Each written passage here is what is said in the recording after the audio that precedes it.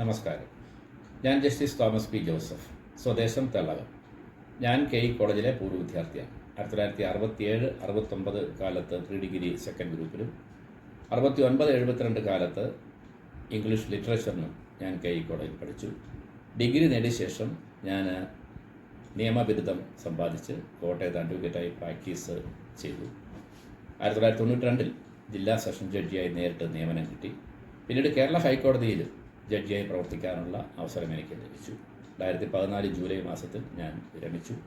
അന്നു മുതൽ തുടർന്നിപ്പോഴും സുപ്രീം കോടതിയിൽ സീനിയർ അഡ്വക്കേറ്റായി പ്രാക്ടീസ് ചെയ്യുകയാണ്. ജൂൺ 23 കോളേജിലെ പൂർവ്വ വിദ്യാർത്ഥികളുടെ സമ്മേളനം മൈതാനത്ത് നടക്കുന്നതായി എന്നെ അറിയിക്കുകയുണ്ടായി. ആ ചടങ്ങിൽ പങ്കെടുക്കാൻ എനിക്ക് വളരെ സന്തോഷവും ആഗ്രഹവുമുണ്ട്. എൻ്റെ സഹപാഠികളെയും ബഹുമാനരായ അധ്യാപകരെയും കാണുന്നതിനും എൻ്റെ സ്നേഹ ബഹുമാനങ്ങൾ അവരെ അറിയിക്കുന്നതിനും ഞാൻ അതിയായി ആഗ്രഹിക്കുന്നു. ചടങ്ങിൽ പങ്കെടുക്കാൻ ഞാൻ ആഗ്രഹിക്കുന്നു.